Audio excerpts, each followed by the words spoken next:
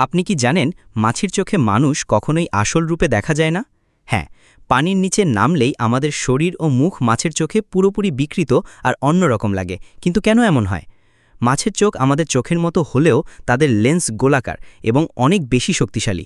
এ কারণে তারা পানির ভেতর আলোকে ভেঙে ভিন্নভাবে ফোকাস করে।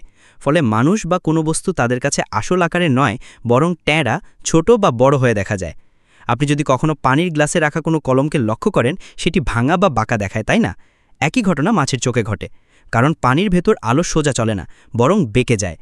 এই বাঁকা আলো বা রিফ্র্যাকশন এফেক্টের জন্যই মাছ মানুষকে হুবহু যেমন আছে তেমন দেখতে পায় না।